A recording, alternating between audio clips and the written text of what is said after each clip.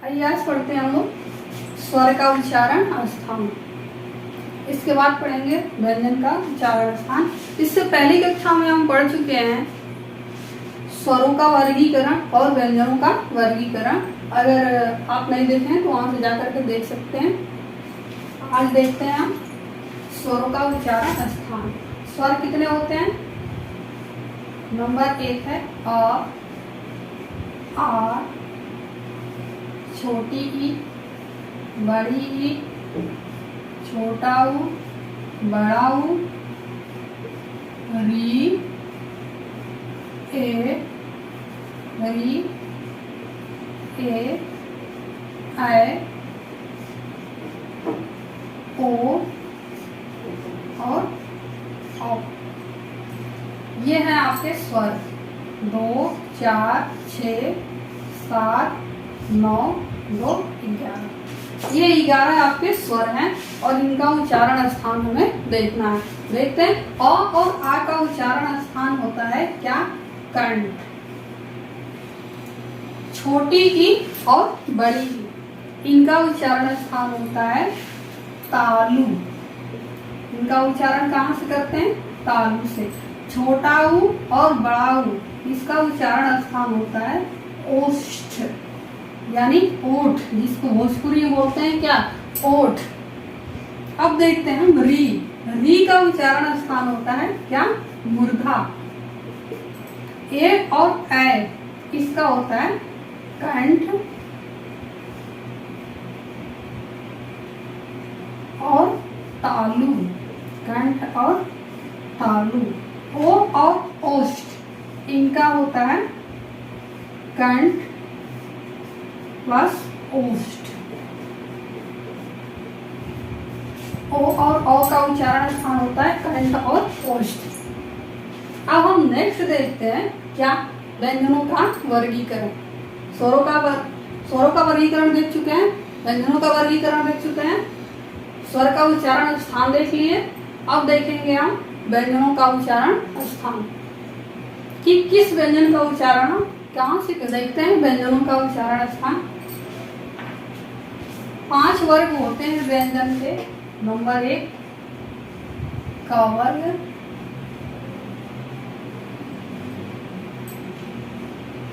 इसमें आता है क, ख, ग, घ, अंग। नंबर 2 है च वर्ग। च वर्ग में आता है च, छ, ज, झ, इय। नंबर 3 है ट वर्ग। ट वर्ग में ट, ठ, ड, ढ, ढ़। नंबर 4 है त वर्ग। त वर्ग में आता है त, थ, द, ध और न। और नंबर 5 है प वर्ग।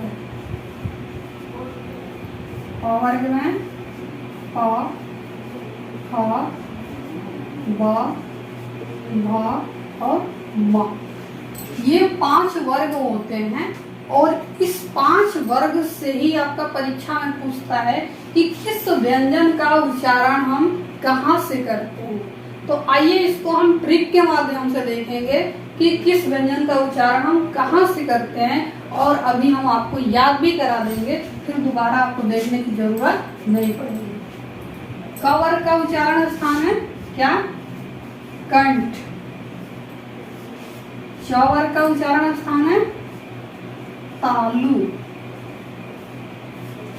ट वर्ग का उच्चारण स्थान है मूर्धा। थ वर्ग का उच्चारण स्थान है दंत या दांत भी कह सकते हैं, वैसे इसको दंती कहा जाता है, दंत। और प वर्ग का उच्चारण स्थान है ओष्ठ। ये तो हम देख लिए कि किस वर्ग का उच्चारण हम कहाँ से करते हैं। अब इसे हम याद कैसे करेंगे कि किस वर्ग का उच्चारण हम कहाँ से करते हैं। तो आइए देखते हैं हम कैसे इसको याद करते हैं।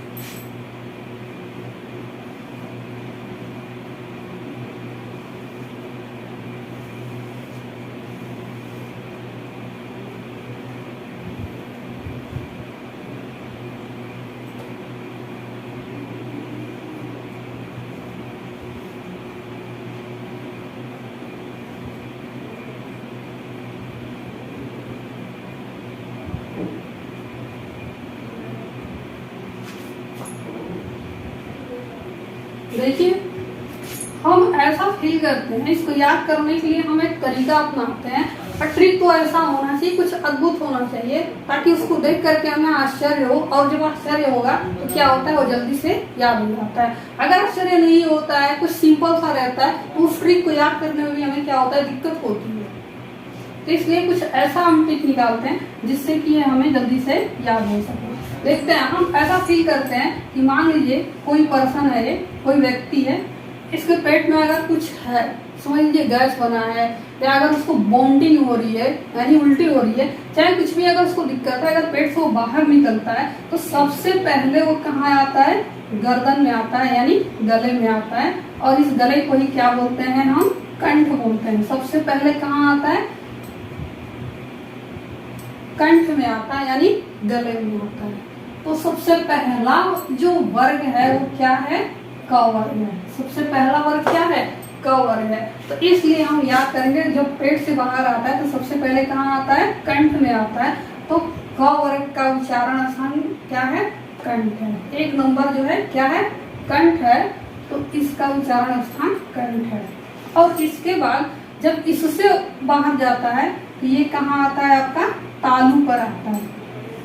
दूसरे नंबर पर वो चीज कहाँ पहुंचता है, तालू पर पहुंचता है। दूसरे नंबर पे कहाँ पहुंचता है, तालू पर पहुंचता है। तो 2 नंबर का वर्ग क्या है, च वर्ग है। 2 नंबर का वर्ग क्या है, च वर्ग है। इसलिए 2 नंबर का जो च वर्ग है, च वर्ग का उच्चारण स्थान क्या हो गया, आपका तालू हो गया। ठीक है। तीसरा जो है, उससे भी जब बाहर आता है तो वो किसको छूता है, मूर्धा को छूता है।